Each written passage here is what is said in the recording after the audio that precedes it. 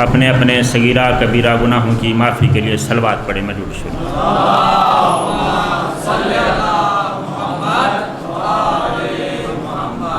اعوذ باللہ من الشیطان الرجیم، بسم اللہ الرحمن الرحیم، الحمدللہ رب العالمین والعاقبۃ للمتقین وجنۃ للمؤمنین، ثم الصلاۃ والسلام علی رسولہ الکریم السراج المضیء والکوکب الدری، سید الثقلین نبی الحرمین امام القبلتین وسیلتنا فی الدارین محبوب رب المشرقین والمغربین جد الحسن والحسین بالقاسم محمد۔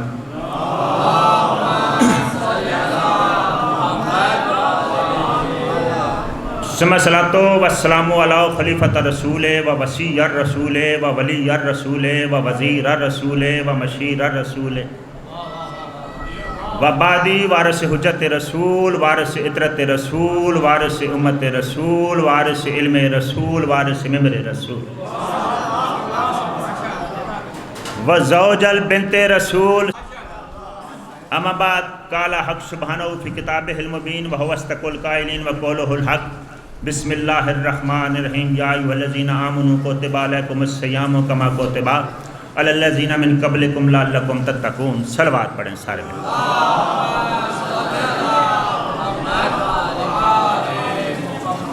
سب سے پہلے دعا ہے رب العزت امیر المومنین کی عزت کے صدقے میں بانی مجلس کی یہ محنت، یہ خلوص، یہ عبادت قبول فرمائے۔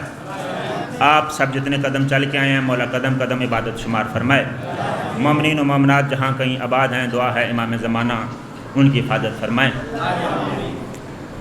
سچی بات یہ ہے کہ میں بہت تھکا ہوا ہوں، میری اتنی صحت کی کیپیسٹی بھی نہیں ہے، اور میری کیونکہ مجالس کیا سلسلہ، لیکن عدنان بھائی کے حکم پہ میں آ گیا ہوں۔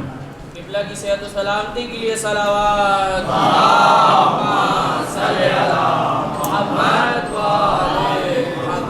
اب اگر آپ مومنین میرا ساتھ دینے کا وعدہ کریں تو کوئی بات کریں، ٹھیک ہے نا؟ آپ نے بھی ساتھ دینا ہے، ٹھیک ہے بھائی جان؟ تو انشاءاللہ بات تو پھر آج کیونکہ یوم علی ہے، پریشانی نہیں بنے گی، لیکن صرف تھوڑا سا آپ میرے ساتھ دیں گے، ٹھیک ہے نا؟ مجلس میرے سے پہلے مولانا صاحب بہت اچھی پڑھ گئے، مالک ان کی توفیقات میں مزید اضافہ فرمائے۔ ذاکر صاحب نے بہترین قصیدے پڑھ دیے۔ اب سچی بات یہ ہے کہ میں نے بھی کوئی قصیدے پڑھنے ہیں، ٹھیک ہے؟ تھوڑا سا آپ نے میرے سے بلند رہنا ہے، ویسے حق میرا بنتا ہے لیکن آج آپ نے بلند رہنا ہے، ٹھیک ہے نا؟ چلیں میں دیکھ لیتا ہوں کہ آپ کتنے بلند ہیں۔ دعائیں تو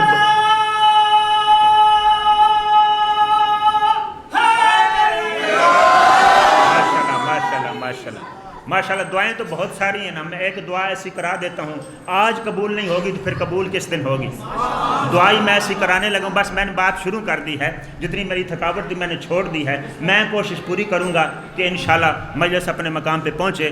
آپ نے میرے ساتھ تھوڑا تعاون کرتے آنا ہے، پھر میں بتانے لگا ہوں آج کلندر کی بارگاہ میں پہلے سلام کرتے ہیں، پھر انشاءاللہ مجلس شروع کرتے ہیں۔ میں پہلے دعا منگانے لگا ہوں، میں پہلے دعا منگاؤں گا، پھر میں دعا منگا کے آپ کے چہرے پڑھوں گا، ٹھیک ہے نا؟ میں دیکھ لوں گا آپ کے چہروں پہ کیا لکھا ہوا ہے۔ دعائیں بہت ساری ہیں، ہر دعا کو ذہن میں رکھو۔ میں کہہ رہا ہوں مالک آج کے دن کے صدقے، ماہ رمضان کے صدقے، مالک یہ جتنے مومن آئے ہوئے ہیں، مالک جہاں جہاں مومن آباد ہیں، مالک اس وقت تک کسی مومن کو موت ہی نہ دینا جب تک 14 راضی نہ ہو جائیں۔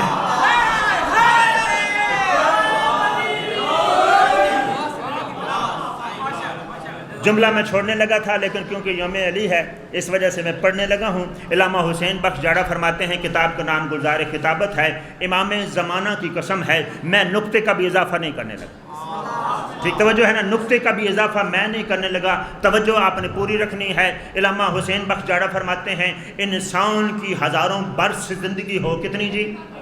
ہزاروں، 50 سال نہیں، 100 سال نہیں، 500 سال نہیں، 1000 سال بھی نہیں، ہزاروں برس زندگی ہو، کرے کیا؟ وہ ساری زندگی پانی میں گزار دے، عبادت کرتے کرتے، سجدہ کرتے کرتے، ریاضت کرتے کرتے، ہڈیاں گل سڑ جائیں، خون خشک ہو جائے، جسم ختم ہو جائے، وہ فرماتے ہیں پھر بھی اس ایک نعمت کا شکر ادا نہیں ہوتا، اللہ نے جو ہمیں بن مانگے علی جیسا امام عطا۔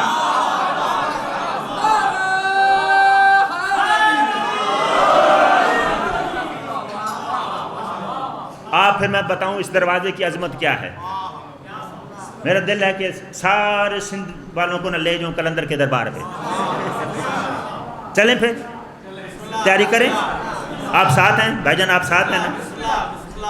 یاد رکھنا علی کا دروازہ وہ دروازہ ہے، اس دروازے پہ بندہ نیت کر کے نہ نیت کر کے، وہ بندہ تو بڑی دور کی بات ہے، وحشی آ جائے، وحشی یہ انسان بنا دیتے ہیں. انسان آ جائے یہ مسلمان بنا دیتے ہیں، مسلمان آ جائے یہ سلمان بنا دیتے ہیں، سلمان آ جائے یہ فخر سلیمان بنا دیتے ہیں. ان کے دروازے پہ بیداد آ جائے یہ مقداد بنا دیتے ہیں، بے زر آ جائے ابو ذر بنا دیتے ہیں، مجبور آ جائے مختار بنا دیتے ہیں. ان کے دروازے پہ مسکین آ جائے مصر میں تمار بنا دے. ان کے دروازے پہ غریب آ جائے خواجہ غریب نواز بنا دیتے ہیں. اب دیکھنا میری طرف، ان کے دروازے پر کوئی بے پرو پرواز آ جائے سخی شہباز بنا.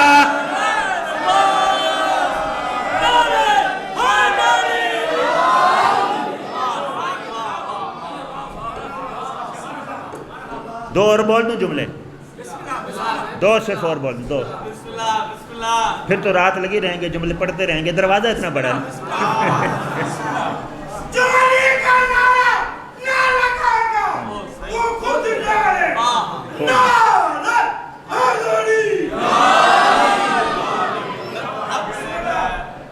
یہ سرکار کیا کہتے ہیں؟ جو علی کا نعرہ نہیں لگائے گا وہ خود جانے گا.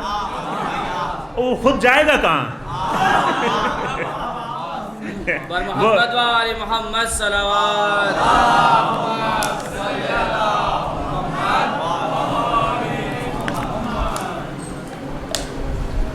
تھوڑی بات کر لیں پھر اس بات پہ.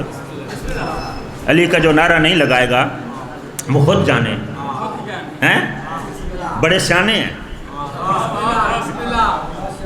لگاتے بھی نعرہ صحیح ٹائم پہ ہیں. وہ کہہ رہے ہیں کہ جو علی کا نعرہ نہیں لگائے گا وہ خود جانے. اصل میں وہ تھوڑا پردے میں بات کر رہے ہیں، تو میں تو پردے میں نہ کروں نا. وہ کہہ رہے ہیں کہ جو علی کا نعرہ نہیں لگائے گا جنت نہیں جائے گا، جہنم ہی جائے گا. اس لیے وہ کہہ رہے ہیں کہ تجھے دور رستے میں دکھا رہا ہوں، خود ہی جانے. اب جس نے جنت جانا ہے پھر نعرہ حیدر.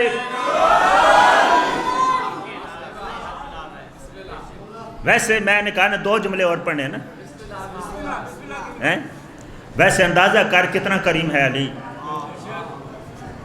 ان کے دروازے پر مٹی سے بہلنے والا آ جائے بہلول بنا دیتے. ان کے دروازے پہ ذرہ آ جائے شمس آ جائے شاہ شمس تبریز بنا دیتے. صلوات پڑھیں سارے مل کے.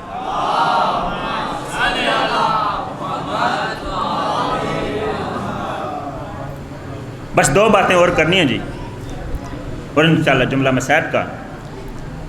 یا ایھا الذین آمنوا کتب علیکم الصیام کما کتب.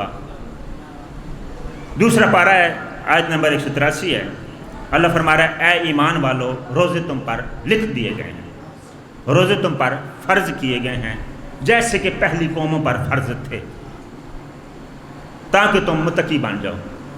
یہ جو فلسفہ ہے نا متقی بننے والا، یہ آج حل نہیں ہو سکتا کیونکہ یہ بات لمبی ہے. اندازہ کرنا ہم تو رکھیں روزے متقی بننے کے لیے، تو وہ کیوں رکھے جو امام المتقین ہے؟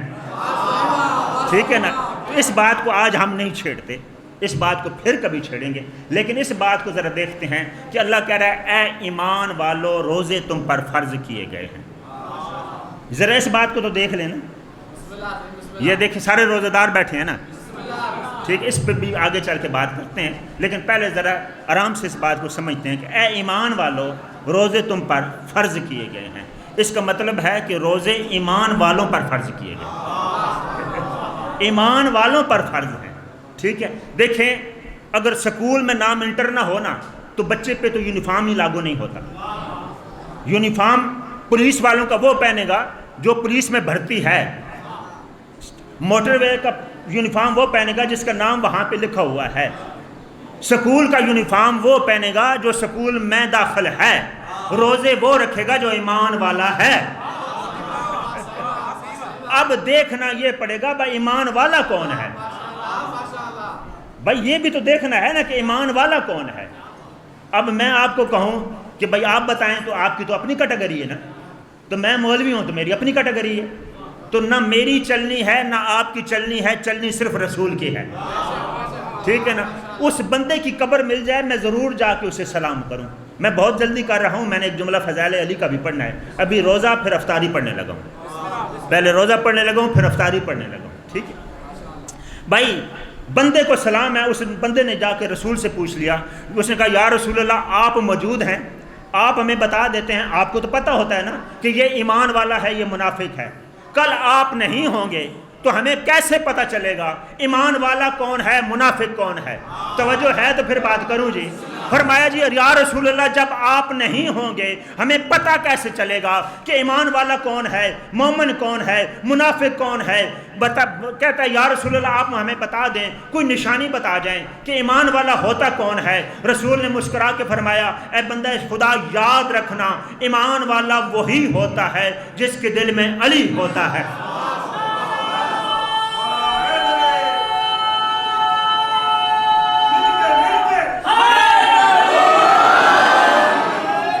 ایمان والا کون ہوتا ہے جی؟ جس کے دل میں علی کی محبت ہوتی ہے, جس کے دل میں. نبی اس نے سوال کیا نا یا رسول اللہ کیسے پتہ چلے؟ فرمایا اس پیمانے کا نام ہے میرا بھائی علی ابن ابی طالب. فرمایا یہ پیمانہ ہے, جس کے دل میں علی کی محبت ہے وہ ایمان والا ہے. اب اگر اجازت دیں تو میں ترجمہ کروں. یا ایھا الذین آمنوا کما کتب علیکم الصیام کما کتب, اللہ کہہ رہا ہے اے علی سے محبت کرنے والوں تم پر روزے فرض کیے گئے. اے علی سے محبت کرنے والوں تم پر روزے فرض کیے گئے ہیں. اس کا مطلب یہ ہوا کہ جو جو علی سے محبت کرتا ہے وہ تو پھر روزہ ضرور رکھے گا, وہ تو پھر رکھے گا نا روزہ. رہ گئی بات افطاری کی. نبی پاک نے فرمایا, توجہ ہے تو بات کروں جی. نبی پاک نے فرمایا کہ افطاری کراؤ چاہے کھجور سے ہی کیوں نہ کراؤ. یہ جملہ آپ نے سنا ہوا ہے نا کہ بھائی کھجور سے کراؤ. تھوڑی شرح کریں, تھوڑا سا اس بات کو کھولیں. توجہ ہے. فرمایا کھجور سے کراؤ.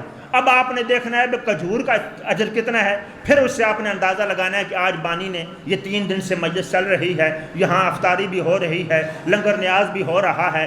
آپ اس میں اجر کا اندازہ آپ نے خود لگا لینا ہے. میں آپ کو صرف کھجور کا اجر بتانے لگا ہوں. نبی پاک فرما رہے ہیں کہ کوئی بندہ مومن میری حدیث ذہن میں رکھ کر, یعنی اس کے ذہن میں یہ ہو کہ میں حدیث رسول کے مطابق, رسول کے حکم کے مطابق میں افطاری کرا رہا ہوں, چاہے اس کی گنجائش کھجور ہی کی کیوں نہ ہو, چاہے اس کی گنجائش کھجور ہی کی کیوں نہ ہو. فرمایا تم افطاری کراؤ گے کسی مومن کو, وہ کھجور کھا لے گا, اس کے بعد جو گٹھلی ہوتی ہے وہ تو پھینک دے گا نا. کیا کرے گا؟ پھینک دے گا یا کہیں رکھ دے گا. فرمایا تم نے میری حدیث کو ذہن میں رکھ کے, ذہن میں جگہ دے کے کسی مومن کو افطاری کرائی, اس نے کھجور تو کھا لی لیکن اس نے گٹھلی پھینک دی.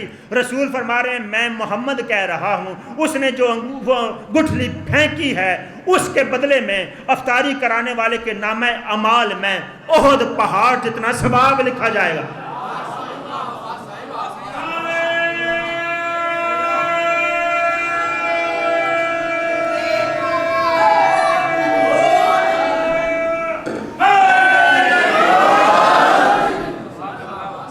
کس کا ثواب ہے؟ یہ گٹھلی کا ہے مولانا صاحب, گٹھلی کا ہے. کھجور ابھی باقی ہے, تربوز ابھی باقی ہے, اپنے وقت کے مطابق رسم رواج کے مطابق چاول ہیں, روٹی ہے, گوشت ہے, اس کا اجر تو ابھی باقی ہے. یہ گٹھلی جو کسی کام کی نہیں, یہ تو اس کا اجر ہے, باقی اندازہ خود کر اور پھر سوچتے رہے کریم کتنے ہیں, کیسے کریم تجھے ملے ہیں. اب میرا ایک سوال ہے جی, ٹائم بالکل کتنے بجے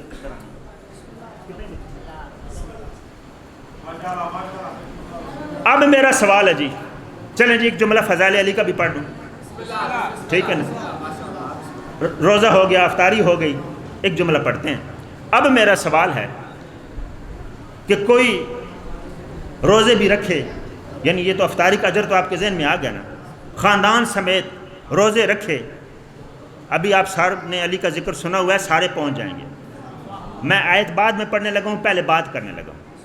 بھائی روزہ رکھے، روزہ رکھنے کے بعد خاندان کے ساتھ بیٹھے، افطاری کرنے لگے، دروازے پہ دستک ہو جائے کہ میں مسکین ہوں، وہ ساری افطاری اسے اٹھا کے دے دے،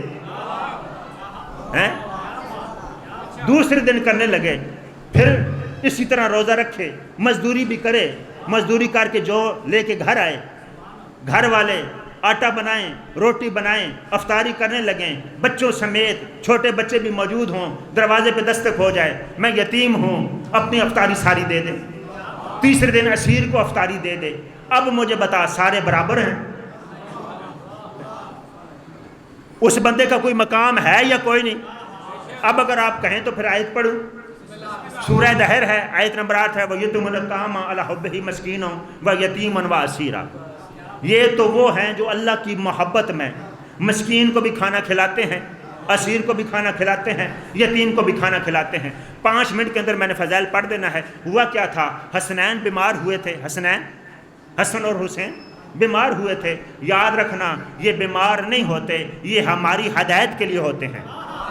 یہ بیمار نہیں ہوتے، یہ ہماری ہدایت کے لیے بیمار ہوتے ہیں۔ حسنین بیمار ہوئے، ہمارا بہت بڑا مسئلہ حل ہو گیا، قوم شیعہ کا مسئلہ حل ہو گیا۔ رسول آئے صحابہ کے ساتھ، فرمایا علی مجھے پتہ چلا ہے حسنین بیمار ہیں۔ فرمایا یا رسول اللہ بخار ہے، 3 دن ہو گئے بخار نہیں اترا۔ فرمایا علی بخار اتر جائے گا، کوئی منت مان لو۔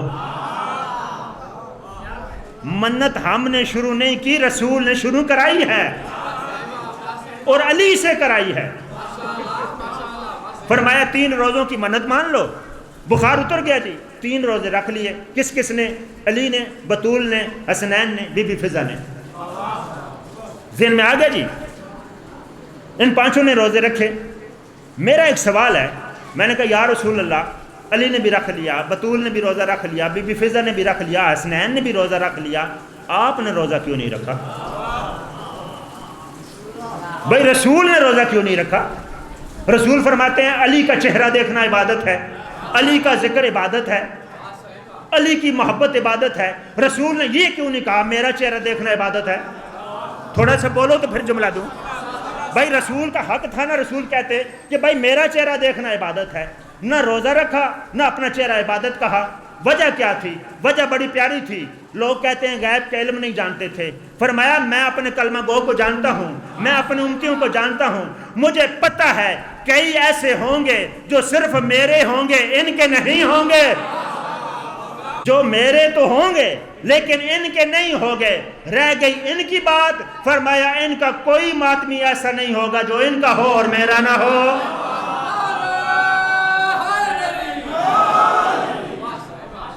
رسول نے روزہ، تفسیر قرآن جتنی مرضی ہے پڑھ لو، نہیں رکھا روزہ رسول نے۔ میں نے کہا کیوں نہیں رکھا؟ فرمایا میں نے اس وجہ سے نہیں رکھا کہ ان روزوں کے بدلے میں ملنی تھی مالکیت جنت۔ میں لوگوں کو بتانا چاہتا تھا جنت لینی ہے تو پہلے ان کے پاس جاؤ، بدلی مل ہے نا جنت۔ بات ختم جی۔ پہلا روزہ افطاری کا وقت ہوا، بس علی نے ادھر ہاتھ بڑھایا، ادھر دروازے پہ دستک ہو گئی، انا مسکین، میں مسکین ہوں، مجھے کھانا دو۔ اب آپ کو بھی پتہ ہے باہر والا فرشتہ ہے، پتہ ہے نا، فرشتہ آیا ہوا ہے نا، باہر فرشتہ ہے۔ اچھا آپ کو پتہ ہے، علی کو نہیں پتہ ہوگا؟ آپ کو پتہ ہے، علی کو نہیں پتہ۔ علی کو پتہ ہے کہ باہر فرشتہ ہے۔ میرے گھر مولانا فیضی صاحب آ جائیں نا، میرے ہاتھ پھول جائیں گے، میں کہوں گا انہیں بٹھاؤں کہاں؟ اتنے بڑے عالم دین میرے گھر آ گئے ہیں۔ علی کے گھر فرشتہ آیا ہوا ہے اور علی فرما رہے ہیں فضا جاؤ روٹی دے آؤ۔ اور جو ملائکہ تک روٹی کنیز کے ذریعے بھیجے اسے علی کہتے ہیں۔ اب میرا سوال ہے جی، بس بالکل 2 منٹ کے اندر بات مختصر، 2 روٹیاں صرف پڑھنی ہیں، 5 ہیں 2 پڑھتا ہوں۔ میرا سوال ہے کہ بھائی مالک، یہ جو تیرا فرشتہ ہے اس بیچارے کو تو بھوک ہی نہیں لگتی، بھائی اسے تو پیاس ہی نہیں لگتی، تو پھر یہ اس دروازے سے مانگتا کیوں ہے؟ بھائی اس سے مانگے تو وہ جسے بھوک لگے، نہ اسے بھوک لگتی ہے نہ اسے کوئی پیاس لگتی ہے، یہ پھر علی سے مانگتا کیوں ہے؟ آواز توحید آئی، اس کے نام میں ساری بات ہے۔ نام کیا ہے؟ میں نے کہا میکائیل ہے۔ اس کا کام کیا ہے؟ میں نے کہا مالک یہ تیرے حکم سے نا 18,000 عالمین میں رزق بانٹتا ہے۔ آواز توحید آئی۔ اصل بات یہ ہے کہ میں ان کو پیغام دینا چاہتا ہوں جو کہتے ہیں نا علی سے گھر نہ مانگو، علی سے عزت نہ مانگو، علی سے دولت نہ مانگو، علی سے شہرت نہ مانگو، علی سے بیٹے نہ مانگو۔ میں انہیں بتانا چاہتا ہوں آؤ مدینے میں منظر تو دیکھو، جو زمانے میں بانٹتا ہے وہ بھی علی سے مانگتا ہے۔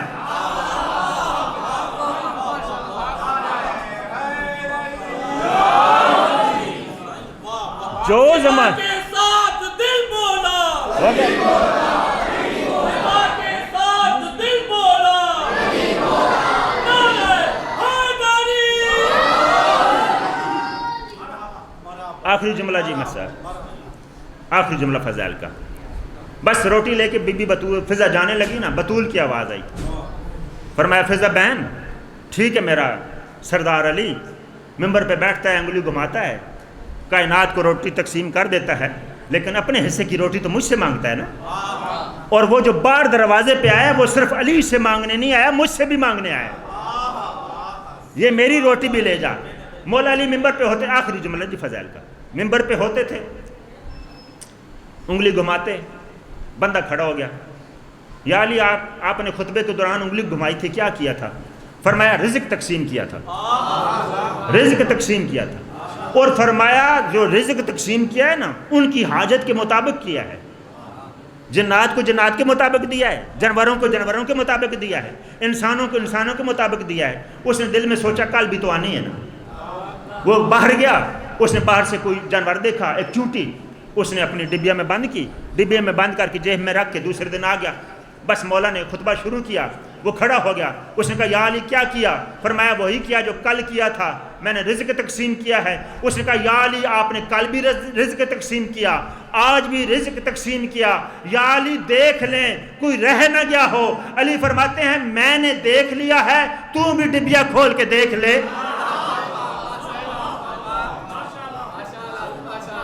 اب اس نے جو کھول کے دیکھا تو چونٹی کے منہ میں جو کا دانہ تھا، اور محققین نے لکھا کہ یہ جو چونٹی کا دانہ، اس چونٹی کے منہ میں دانہ تھا، علی نے جب انگلی گھمائی رزق تقسیم کیا تو سب سے پہلے اس چونٹی کو دیا۔ صلوات پڑھ لیں سارے لوگ۔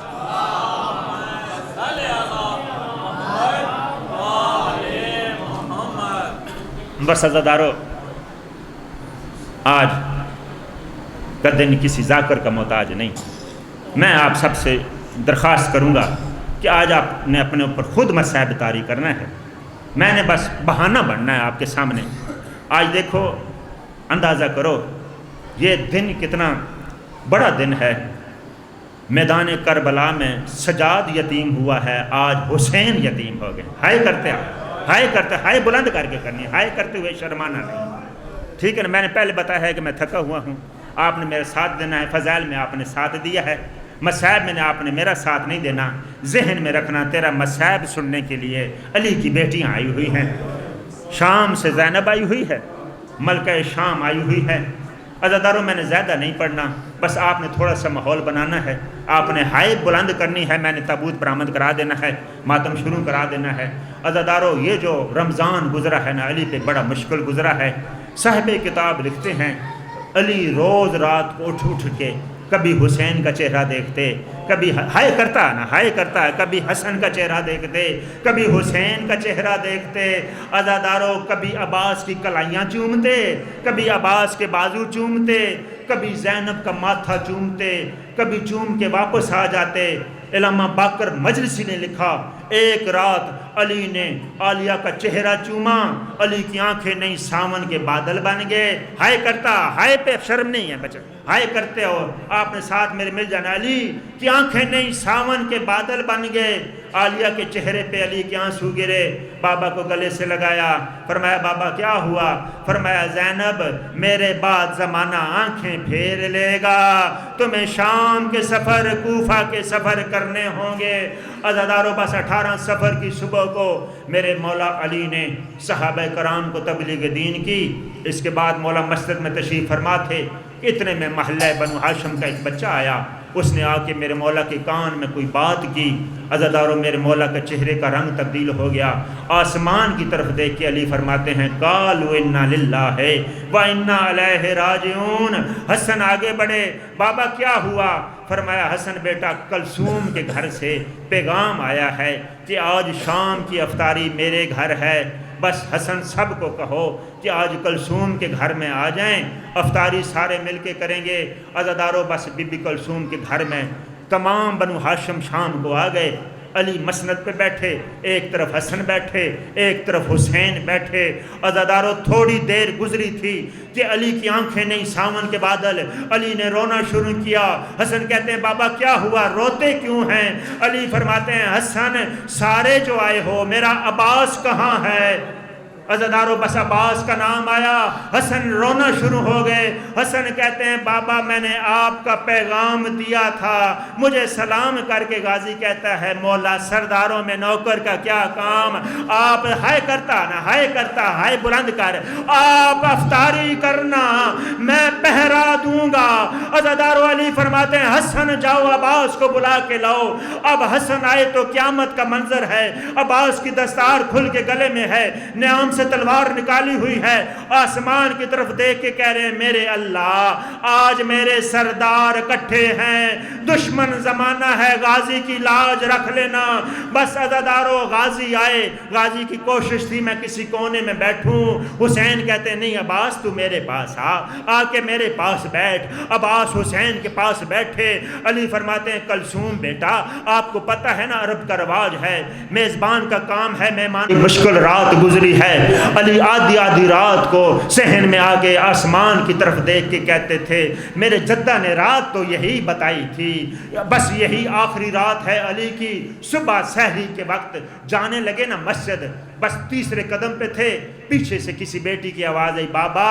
پوچھا کون ہے؟ فرمایا بابا میں کلثوم ہوں۔ بیٹا آپ نے بلایا ہے؟ فرمایا نہیں بابا میں نے نہیں بلایا، بلایا تو آپ کو شرم و حیا کی ملکہ زینب نے ہے، یہ کوئی آپ سے بات کرنا چاہتی ہے۔ بس عزادارو علی نے آ کے دونوں ہاتھ ایک زینب کے سر پہ ایک کلثوم کے سر پہ، فرمایا بیٹا کیا بات کرنی ہے؟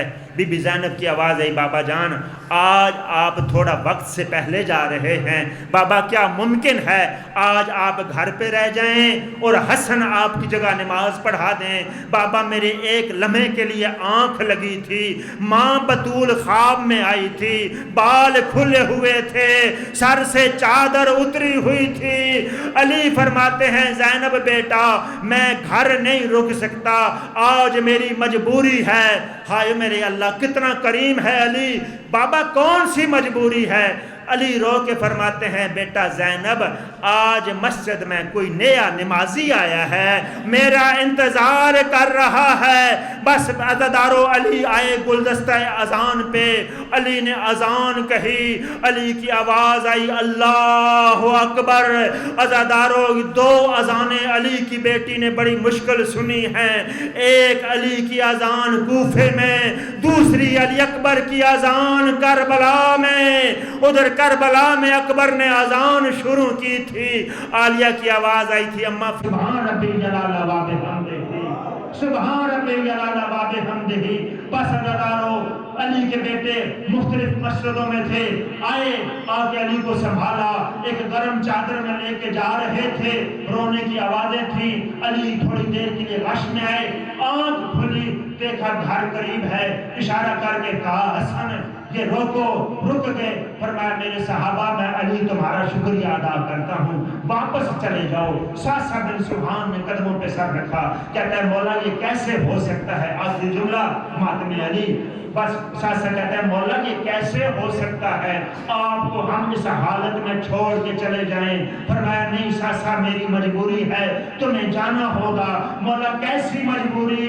علی رو کے کہتے ہیں ساسا تمہیں پتہ ہے میرا سر پھٹا ہوا ہے، میرے جسم پہ خون ہے، میں خون میں گلتا ہوں، میں نے گھر جانا ہے، میری زینب نے بھی رونا ہے اور میری کلثوم نے بھی رونا ہے، میری رقیہ نے بھی بین کرنے ہیں۔ علی کی غیرت گوارا نہیں کرتی، علی کی بیٹیوں کی آواز کسی صحابی کے کان